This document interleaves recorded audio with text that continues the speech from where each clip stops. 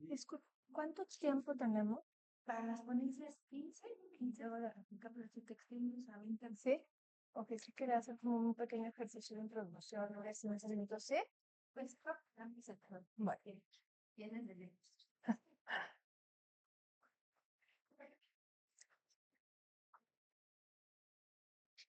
Bueno,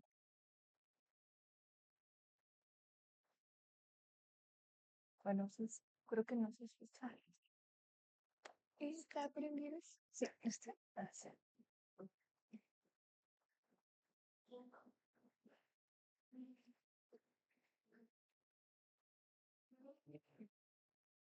No se escucha el micrófono.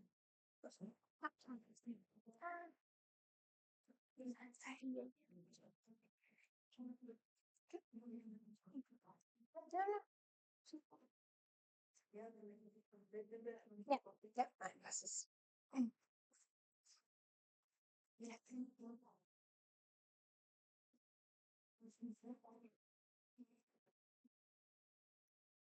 ¿Tienes cómo poner la pantalla completa el PDF?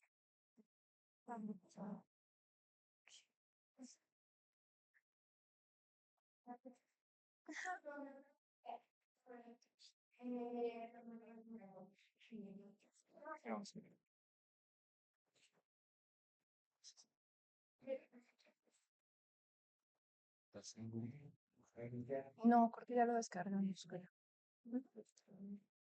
Ok.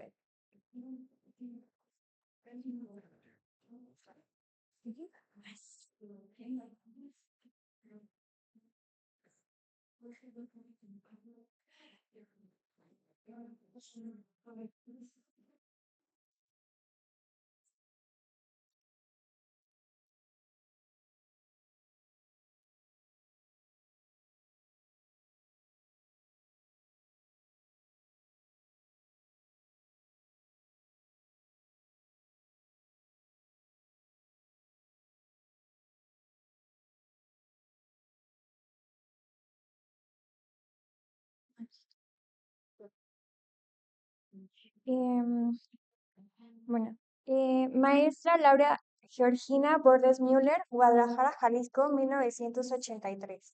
Sus áreas de trabajo se enfocan en el campo de la multiliteracidad, pensamiento crítico, psicoanálisis, diseño de experiencias educativas, participativas y multimodales. Cuenta con dos maestrías, una en estudios de literacidad por la Universidad de Guadalajara, CUAD, otra en estudios psicoanalíticos con especialidad en psicoanálisis de niños y adolescentes en Centro Freudiano de Estudios Psicoanalíticos. Es licenciada en psicología en la Universidad de Guadalajara, CUGS. Participó de los cursos y encuentros de arte y educación nueva, mediación cultural en museos y centros artísticos, en Nodo Center, Plasma. Educación a través del objeto artístico en Instituto de Alumnos 47 de Ciudad de México. De manera complementaria, se formó en el Diplomado de Museos Públicos y Diversidad, Estudios de Público, Nuevas Estrategias de Accesibilidad, Participación e Inclusión Social en Museos, Universidad Complutense de Madrid. Diplomado en Psicoanálisis y Cultura Espacios AC 2011. Diplomado en Filosofía Estética, Trama 2010. Su experiencia profesional se ha enfocado en la gestión de proyectos que entrecruzan la educación del arte y estudios sociales. Se ha desempeñado principalmente en el diseño de experiencias educativas, incluyentes y multimodales, más de la realización y gestión de programas públicos de museos de arte y recintos culturales. Desde 2019 a la fecha, dirige el Departamento de Educación del Museo Cabañas.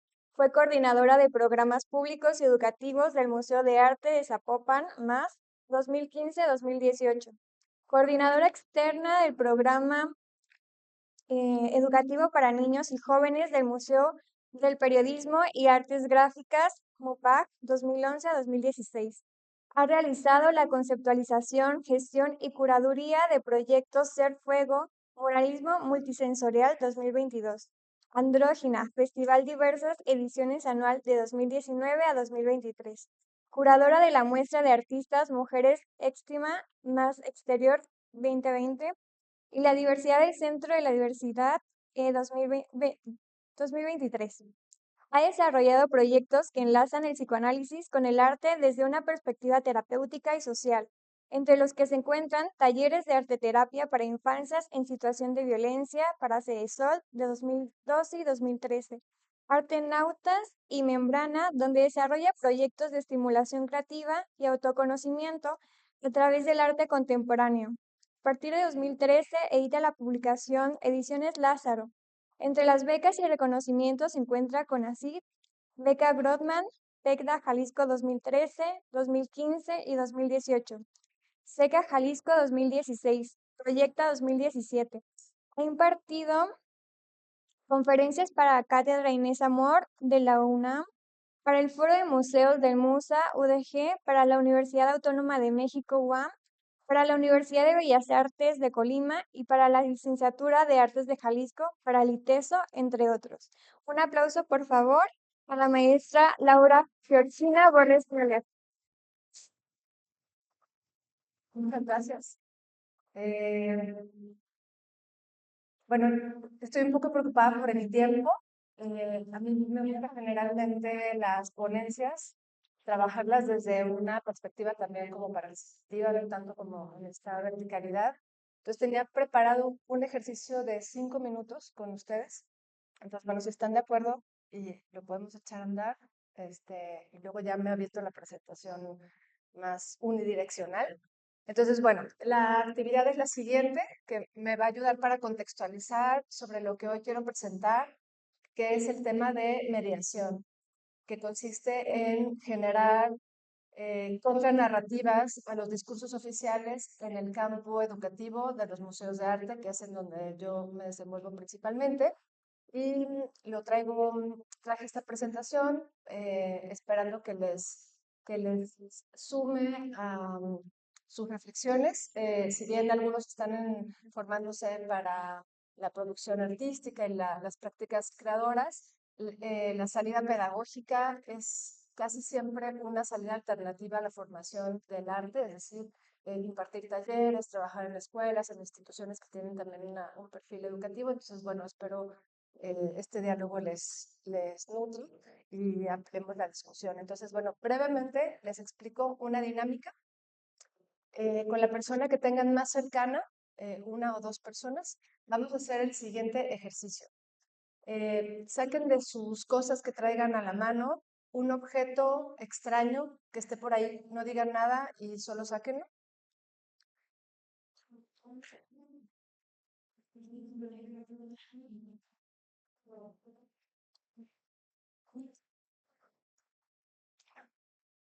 Ya vi que sí hay unos muy extraños. Sin decir nada, eh, tengan a la mano y entonces vamos a hacer lo siguiente. Vamos a trabajar en 3 momentos. El primer momento, con la persona más cercana, van a intercambiar el objeto sin decir absolutamente nada y vamos a observar el objeto que nos compartieron. Vamos a observarlo sin decir nada, solo obsérvenlo, solo obsérvenlo.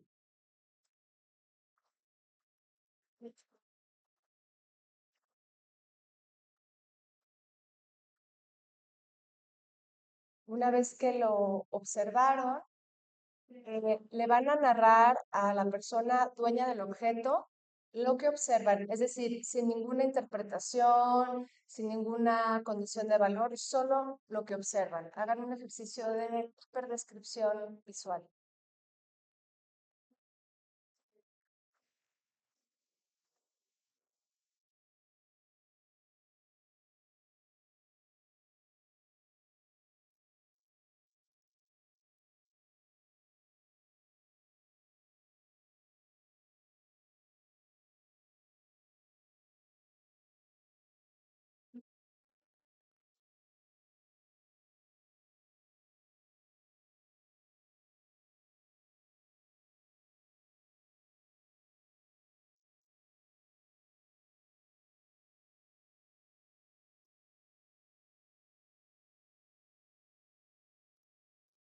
Las personas hagan ese ejercicio.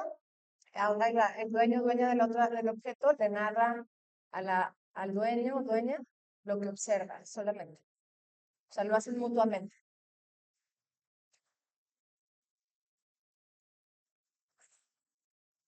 Sí, solo describan lo que ven al dueño de la persona, al dueño del objeto. Si ya lo hicieron mutuamente, solo describir.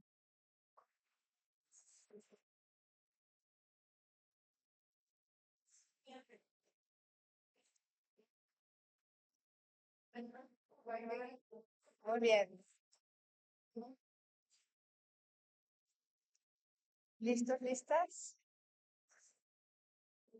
Bueno, ahora van a regresar ese objeto a su dueño o dueña y el dueño o dueña le va a narrar la historia de ese objeto, es decir, por qué traen el día de hoy ese objeto, de dónde viene, etcétera.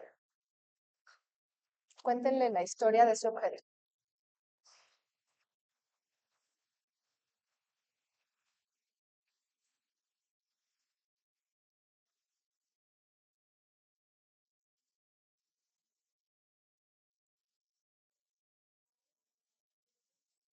Le narran la historia del objeto. La persona dueña le va a narrar la historia del objeto.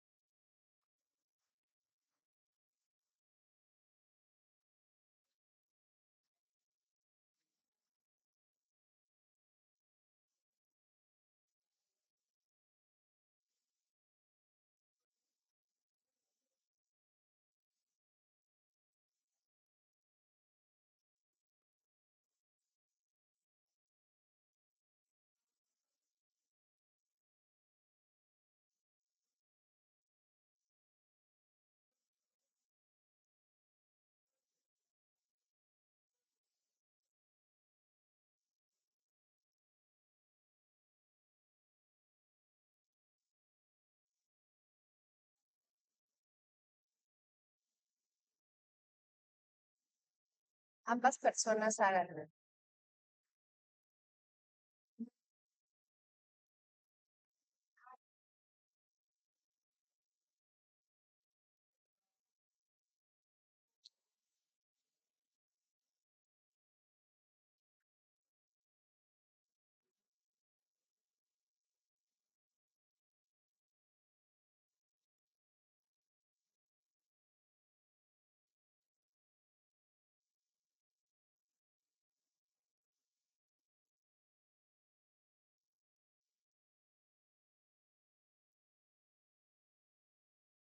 Muy bien. ¿Listo? ¿Listas?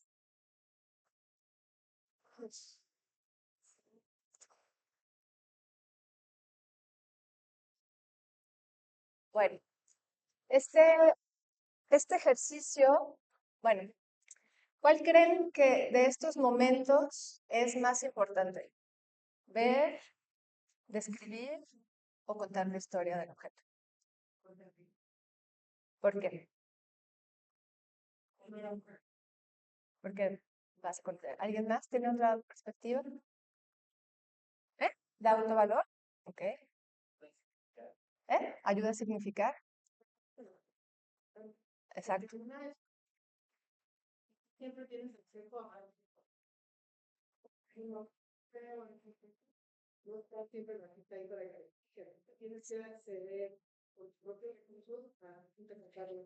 Exactamente.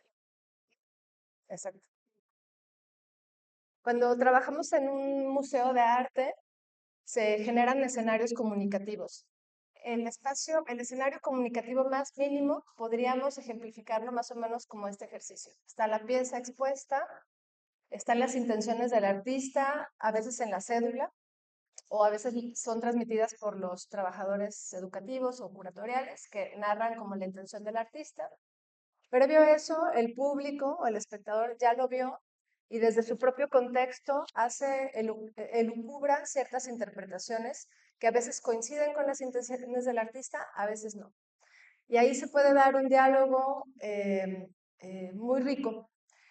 Sin embargo, este escenario comunicativo no siempre es tan lineal o tan franco como podría suceder en este ejercicio, porque el interior de los espacios, sobre todo de los museos de arte, se generan una serie de contranarrativas que a veces incluso contradicen las intenciones del artista. Es decir, podríamos tener una exposición sumamente emancipada de pensamiento crítico, político, y está este escenario educativo que se inserta en una semiósfera.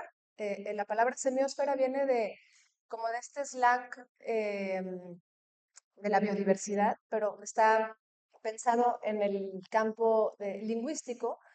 Es como un ambiente donde se insertan muchos códigos y escenarios comunicativos que entre sí se van modificando. Entonces, por ejemplo, está la pieza del artista, está el espectador, cada uno tiene una lectura de eso que se está observando, se genera un diálogo, pero a su vez hay otros diálogos que quedan ocultos en ese escenario educativo. Por ejemplo, que haya un guardia con armas adentro de la sala, que además hay una cuota para pagar para entrar a ese museo, que ese museo esté de difícil acceso para que personas solamente que no tengan ninguna discapacidad o tengan como gran movilidad puedan llegar fácilmente y que eso no les repercuta, que el horario del museo, asistir al derecho cultural, les implique faltar a su trabajo, ¿no? Porque generalmente los museos abren de 10 a 5 de la tarde, es horario laboral. Entonces, todas esas cuestiones, por ejemplo, quién decide quién estuvo en esa exposición y quién no, quiénes trabajan en ese museo, qué derechos tienen dentro del museo. Y entonces toda esta semiósfera que acontece adentro del museo también comunica, y supongamos que es una exposición sobre derechos laborales y al interior del museo están en una contradicción de derechos laborales. Entonces se generan estas contranarrativas que es importante también observar. Y en el área educativa, generalmente trabajamos desde las ausencias, es decir, eso que queda manifiesto, pero que también muchas veces queda latente o oculto y que entonces tratamos también de problematizar en el escenario educativo de los museos. Por eso titulé esta charla Mediación para invasores del espacio. Invasores del espacio es un concepto que acuña la investigadora Nirmal Purwar, que retoma de Foucault el concepto de norma somática. Norma somática es un concepto para hablar de aquellas personas que por el solo hecho de tener ciertas características son consideradas personas que tienen un derecho para acceder a ciertos espacios, mientras que otras, solamente por el hecho de su existencia, de ser cierto tipo de cuerpos a los cuales se les da un valor social, una codificación y un estigma, no tendrían ese mismo derecho. Entonces, por ejemplo, los cuerpos hegemónicos históricamente han tenido más derecho a ocupar ciertos espacios que cuerpos que puedan ser racializados o mujeres, infancias, personas con discapacidad o diversidad sensorial. Cuando estas personas, estas otredades, ingresan a los espacios hegemónicos, lo que dice Nirmal Purwar, son consideradas invasoras del espacio. ¿Qué significa eso?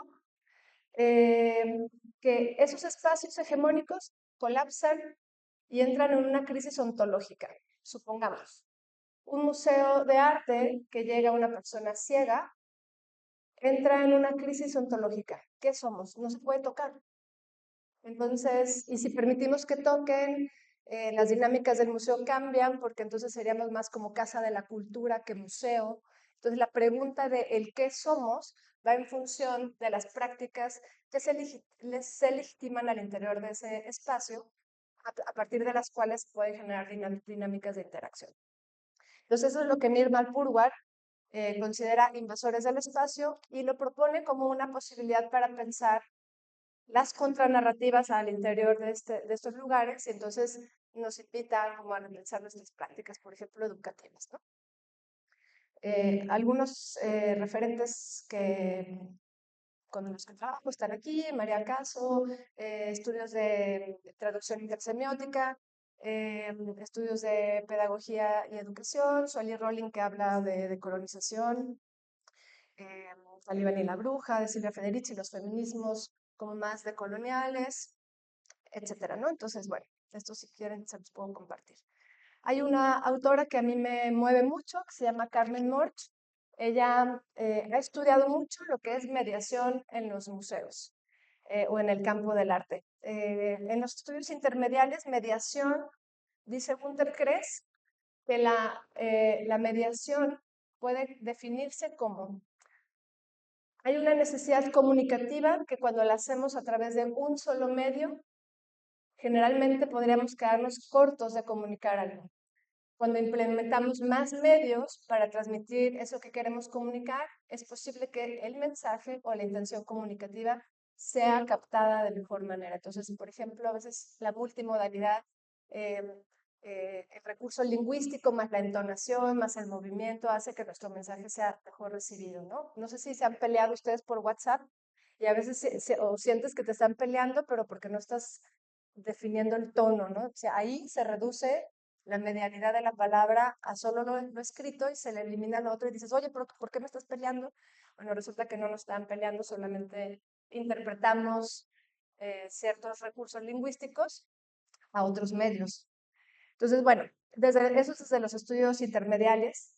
Y el término de mediación ha sido utilizado también en el área del arte educación para hablar sobre los recursos o desdobles que se hacen para acceder o dialogar o participar con las obras de arte o con los artistas o con las exposiciones. Entonces, principalmente caen en las áreas educativas quienes desdoblan estos mensajes y los socializan a una diversidad de públicos.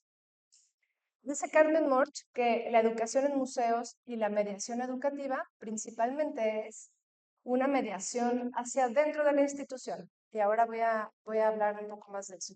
Eh, cuando vemos, cuando los museos de arte llegan estos invasores del espacio que nos meten en conflictos y crisis ontológicas de qué somos y hacia qué estamos trabajando, dirigiendo nuestras prácticas, o qué discursos estamos privilegiando y al mismo tiempo la propia institución los contradice, entonces mucha de la mediación o el trabajo de ampliar el diálogo se hace hacia dentro de la institución, es decir, preguntarnos por qué estamos haciendo eso que estamos haciendo, hacia quién lo estamos haciendo, y entonces pedir que se modifiquen algunas prácticas de política pública para permitir que estos espacios se abran, ¿no? Y que no entren tan en crisis y hagamos un poco labor de psicología, de bueno, no va a pasar nada si ponemos algo que sí se pueda tocar y lo otro no. O sea, como que generalmente es un poco negociar la diversidad de públicos hacia el interior del museo para que se empiecen a agujerear estas prácticas que son más hegemónicas y más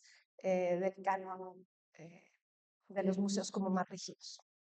Entonces, bueno, eso tiene que ver con algo que son como las expectativas educativas al interior de los museos, en donde, por ejemplo, los visitantes esperan pues, que les expliquen, los curadores esperan de las áreas educativas que traduzcan la obra, es decir, que eso que quiere decir el artista o el curador lo traduzcan pero sobre de eso que dice, no nos salgamos mucho. Los de seguridad, pues esperan que los de educación no molestemos mucho, no ensuciemos, no generemos mucho caos en las exposiciones. Los de administración esperan que promocionemos el museo y que generemos ingresos, es decir, numeralia. Las expectativas del área educativa a veces es trabajar con lo poco que tenemos, optimizar esos recursos físicos y de personal y generar otras narrativas. Como dice Sueli Rowling en esta pieza que es de Alicia Clark, se llama Caminando, que es una banda de Moebius que cuando la cortas hacia un lado se vuelve un trazo infinito. Es un poco lo que hacemos en el área educativa, como hacer un corte hacia un lado para poder seguir caminando en esos espacios que son generalmente los más precarizados de las instituciones, pues porque históricamente las prácticas de educación se asocian a los cuidados, y bueno, esto lo apunta Silvia Federici en Calibán y la Bruja, que esas prácticas asociadas a la crianza o a los cuidados, pues históricamente han recibido menos reconocimiento y menos remuneración y menos paga. No es por nada que el magisterio, o sea, la práctica educativa sea pues la más necesaria y al mismo tiempo uno se pregunta por qué le pagan tampoco a los maestros. Bueno, lo mismo pasa también en los espacios museales. Esto tiene que ver, pues, esta generación de contranarrativas. Carmen Morch dice que podríamos trabajarla a través de abordajes de mediación, de 4 tipos de abordajes de mediación. El primero es el afirmativo o positivista, es decir, observamos eso que está ahí y solamente reafirmamos lo que está ahí. Es como, ya vieron que está ahí esto, es un poco como el autor dice y eso es como un conocimiento como amplio, ¿no? Dado por sentado. El reproductivo son estas prácticas educativas en donde se copia un poco y trabajamos como con la técnica del autor. El deconstructivo, este es una mediación que es un museo de ciencia donde se disfrazaron de cucarachas y se preguntaron como qué pasaría si hubiera una hecatombe mundial, cuál sería el insecto que sobreviviría por las cucarachas. Entonces hicieron un recorrido por el museo si fuera cucarachas.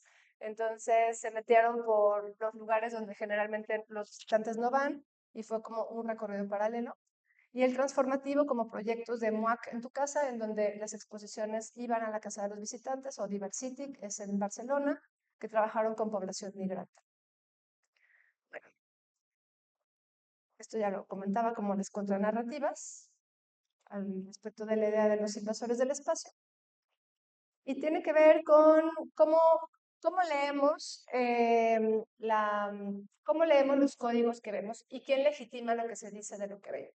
Por ejemplo, este es un experimento de traducción intermedial que se llama Kiki y Buba. Y entonces, si yo les preguntara quién es Kiki y quién es Buba, ¿quién dirían que es?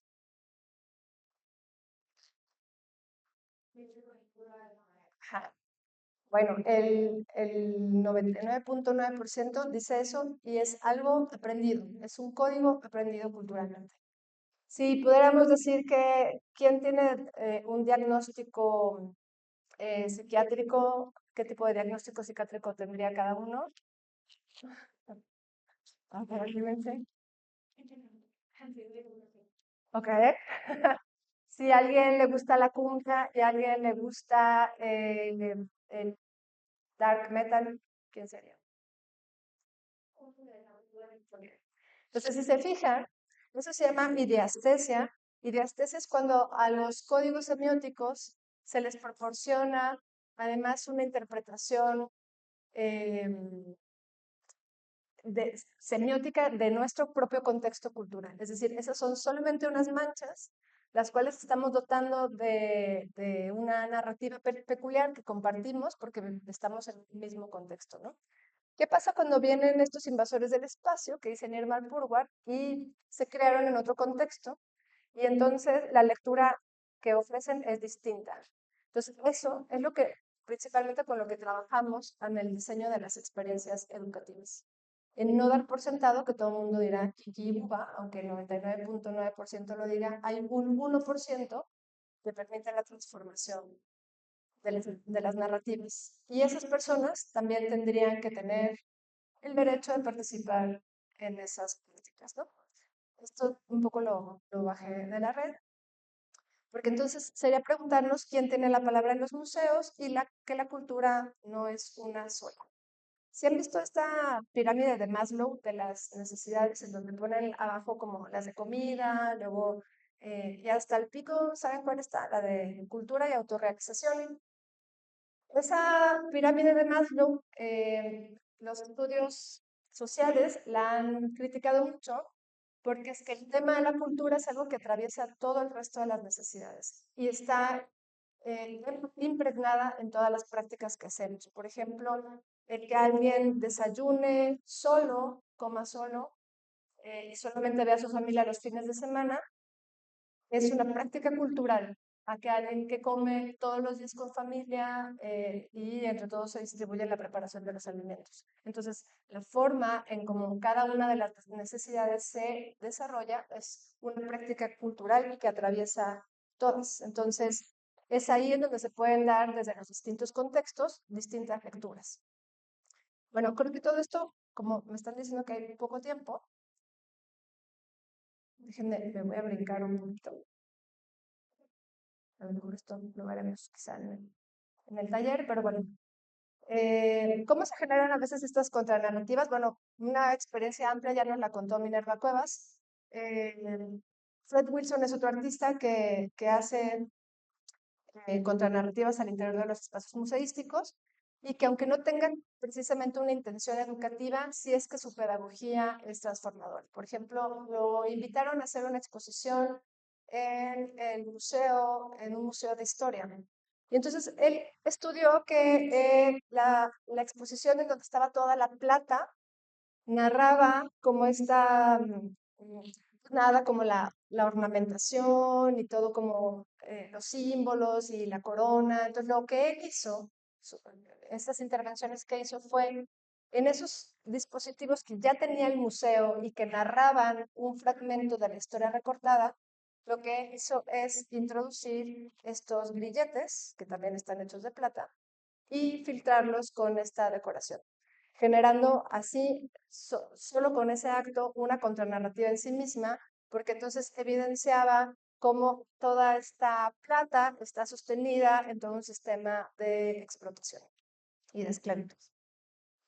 Entonces, bueno, eh, esta es otra pieza que a mí también me llama mucho la atención. Se llama Level, como nivel, de Hans Hemmert, que lo que hizo es que invitó a sus colegas a una fiesta eh, en donde todo el mundo se pudiera ver a los ojos. Entonces tú tenías que escoger tus tacones para saber a qué altura quedabas.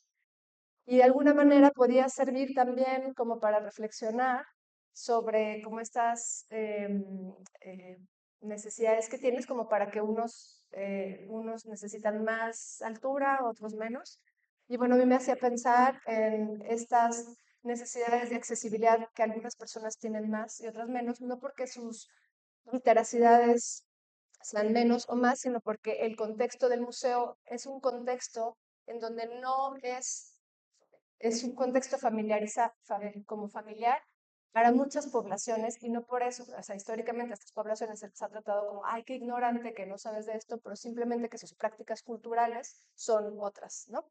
Entonces, desde ese sentido, esto lo dice Lauro Zavala, el lenguaje del arte es como cualquier otro tipo de lenguaje, en donde tienes que irte aproximando y para poder participar de él tendrías que aprender primero las gramáticas que hay ahí, tendrían que serte accesibles y tendrían que dialogar con tus intereses personales, ¿no?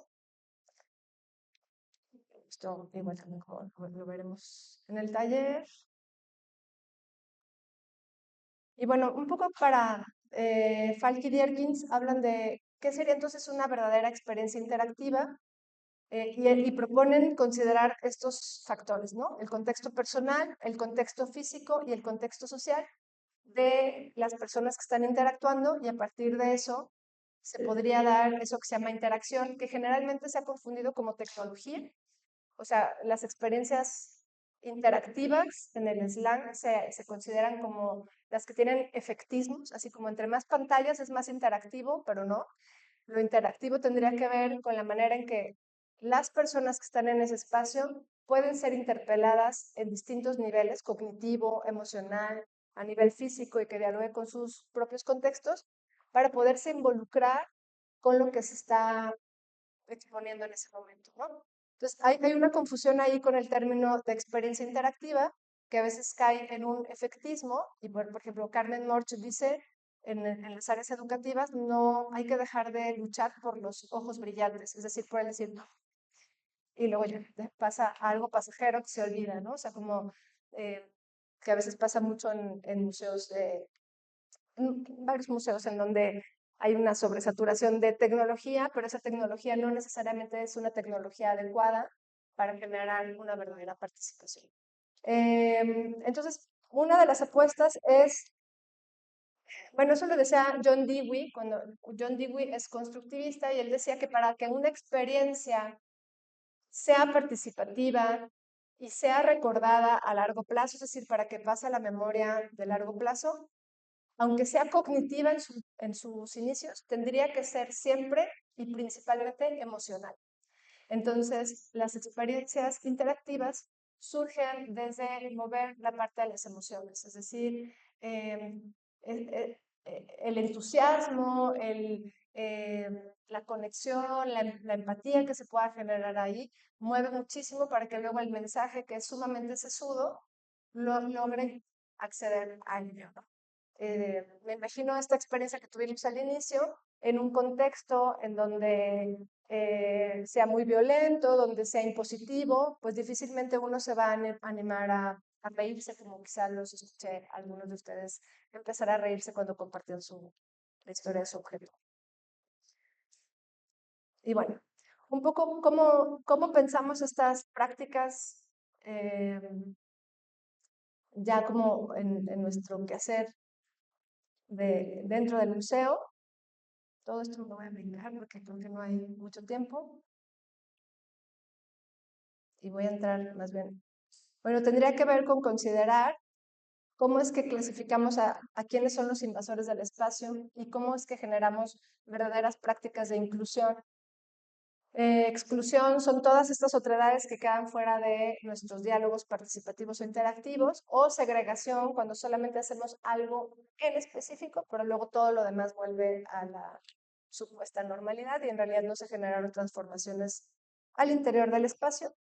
Integración es cuando se dividen las pedagogías como algo para ellos y insertos en un espacio que generalmente está diseñado para cuerpos más hegemónicos. O una verdadera inclusión es que haya algo para todos en un mismo espacio y que entonces de manera aleatoria una diversidad de cuerpos pueda participar. Ahora, la inclusión es un tema, eso lo dice Mel Einskog, es un tema que nunca podemos decir, bueno, ya somos inclusivos. O sea, no es un tema que sea por carpetazo. La inclusión siempre es algo en constante construcción, porque conforme van avanzando las sociedades, siempre habrá poblaciones minoritarias que nos van a hacer cuestionar nuestras prácticas y decir, bueno, sigue habiendo estas ausencias, ¿no? O se abrieron estos nuevos diálogos que invisibilizan a estas personas y entonces cómo se pueden generar nuevos diálogos para reescribir el museo. Entonces el museo podría ser un espacio de reescritura constante.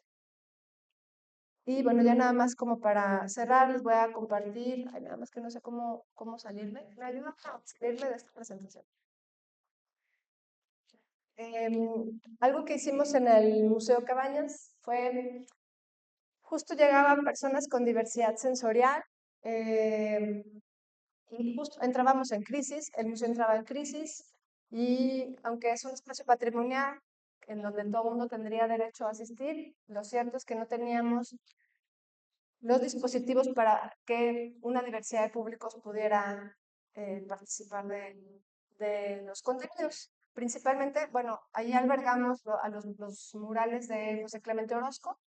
Están casi 54 murales que son declarados Patrimonio Universal. Entonces, bueno, durante la pandemia, la verdad es que fuimos bastante privilegiadas porque a puerta cerrada y sin la presión y expectativa de las otras áreas que generalmente es atender a públicos que llegan grupos de 50 personas, en donde tenemos que generar también y cumplir como con otras metas, a puerta cerrada pudimos trabajar el programa de inclusión y como era seguro para los visitantes que generalmente nunca iban, como eran las personas ciegas, pues les organizamos tours en el museo donde pues nadie iba porque estábamos en pandemia.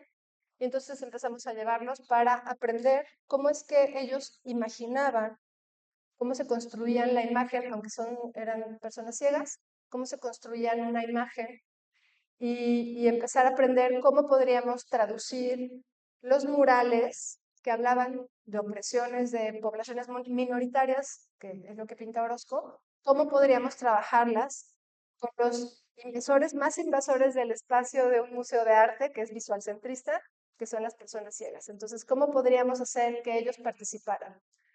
Entonces empezamos a crear estos recorridos con ellos y ellas, donde les narrábamos y ellos nos iban diciendo qué elementos eran más relevantes para ellos y ellas, cuáles les generaban una conexión emocional, de qué manera podíamos elaborar un material táctil que para ellos les fuera significativo.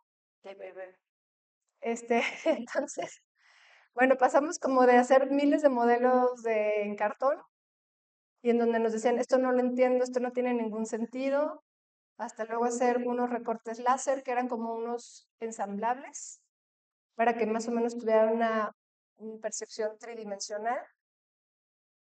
Y finalmente, después de mucho aprendizaje con ellos y ellas, decidimos hacer una sala de traducción intersemiótica multisensorial sobre uno de los murales más emblemáticos, que es El Hombre de Fuego, de José Clemente Orozco, que justo hablaba de la transformación. Entonces, lo que hicimos fue un espacio que fuera como un sendero temático y que integrara diversos recursos táctiles, olfativos, de temperatura, sonoros, también visuales, podernos aproximar a los contenidos de José Clemente Orozco, pero también desprendernos de eso porque lo que nos interesaba también era la pregunta de cómo podría ser un hombre de fuego de una perspectiva, el mito de Prometeo entendido desde una perspectiva desde la ceguera, ¿no? O sea, ¿qué implicaba que un cuerpo estuviera quemándose para transformarse en otra cosa tipo un fénix, ¿no? Entonces, esas metáforas las fuimos trabajando con este grupo de personas ciegas y entonces lo que quedó fue pues una traducción táctil, por ejemplo, esto que vemos aquí, era traducir Coatlicue con piel de serpiente, huesos, objetos sonoros, piedras. Entonces lo que tocaban era lo que de alguna manera podíamos traducir aquellos que veían y que ellos nos decían es que yo necesitaría estos elementos para podernos acceder a eso, ¿no? Pero además necesitaría sí una tabla, una pieza táctil, que ya al final las hicimos en la impresión en 3D, pero además necesitaría entender la idea de transformación del hombre fuego. Entonces pusimos una mesa con una escultura que se transformaba constantemente, se destruía y se construía. Entonces en esta mesa podías construir, llegaba el siguiente y destruía. Entonces tradujimos la idea eh, de transformarse como fénix en diferentes campos semióticos y medios sensoriales para pensar esa poética que se desprendía del mural. Luego tradujimos, hicimos esta réplica del mural de un fresco con todas las capas del fresco que va desde ¿cómo se llama esto? Desde el ladrillo, el yeso, los pigmentos. Entonces la gente podía tocar y podía tocar los pigmentos y sentir cómo es que era un fresco, porque obviamente los murales de Orozco nunca los vamos a poder tocar, pero sí podíamos tocar una réplica y podían darse una idea de cuando les hablábamos de fresco, era una pintura que es en capas. eh, y bueno, hicimos una mano escala del tamaño de el hombre de fuego. Y esto nos servía para hablar de la magnificencia de esta pintura, entonces podían palparla y darse la idea de las dimensiones, no solamente del mural, sino de la arquitectura donde estaban recorriendo. Hicimos este pasaje que traía como la historia de la conquista a través de diferentes objetos que iban desde la madera hasta el hierro. Entonces, conforme los iban tocando, se activaban sensores sonoros, sensitivos y de movimiento que iban narrando con sonidos la transformación de los materiales de la madera y el cuero, que son como más orgánicos, al metal, para ir como narrando sensorialmente eso que estaba pintado en los 54 frescos, que habla como de la modernidad de la humanidad. Y al final de cuentas, este proyecto se desdobló, se empezaron a incorporar mediadores ciegos que les daban recorrido a ojos cerrados a las personas que sí veían. Y entonces, pues aquí, por ejemplo, vemos un grupo de estudiantes, una persona ciega también, Janet, les daba escritura de poemas en braille y hacemos recorrido por la arquitectura palpando. Hacemos un jardín medicinal que podíamos percibirlo con el olfato. Entonces, eso implicó una serie de modificación de las prácticas al interior del espacio del museo que hizo las veces de lo que eh, Nora Lancaster llama coyotismo epistemológico, que es decir, que cuando trabajamos con estas personas que son poblaciones marginadas por la sociedad, generalmente nos aproximamos desde una práctica extractivista, como, ay, bueno, ya conozco, me llevo esto y me llevo los aplausos, ¿no? Y dejamos a esas personas ahí en el olvido. Pero para que una práctica educativa con poblaciones marginadas sea realmente una práctica también de justicia social, tendríamos que preguntarnos de qué manera eso o ellos podrían infiltrarse también en este sistema para modificarlo. Eso se llama coyotismo, como el coyote de la frontera, pero a nivel de conocimiento, de episteme. Entonces hicimos coyotismo epistemológico, en donde ellos y ellas se incorporaron al equipo de mediación y ellos y ellas eran ya mediadores. Y pues fue un gusto porque también se insertaron en campos de la cultura que generalmente estaban como cerrados a ellos y ellas. Uno de ellos trabaja en una biblioteca, otra de ella, la que está aquí con mochila, trabaja para turismo y entonces empezó a jalar gente que tenía la inquietud de cómo era un recorrido a ojos cerrados y multisensorial, limitando la vista, y bueno, fue esa experiencia que se desdobló. Luego también nos sirvió para que infancias, personas de la tercera edad, a quienes los contenidos de los murales les parecían como muy complejos, tenían otras medialidades para poder aproximarse a ello. Entonces, pues fue así como trabajamos esto que les explico sobre cómo hacer una mediación para invasores del espacio y eventualmente que la invasión del espacio sea una práctica de justicia social, pues implicaría desdoblar y preguntarnos por las ausencias narrativas de nuestros espacios para generar una contranarrativa, no solamente a nivel de discurso, sino a nivel de las prácticas.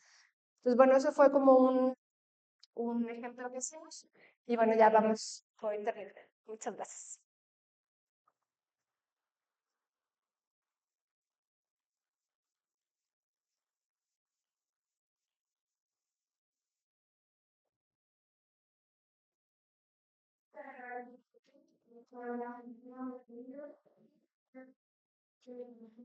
Ay, muchas gracias. Muchas gracias.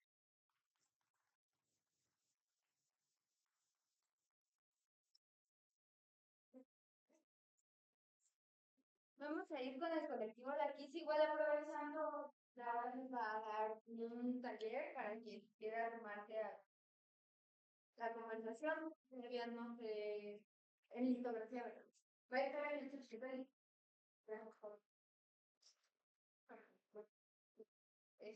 con Lau,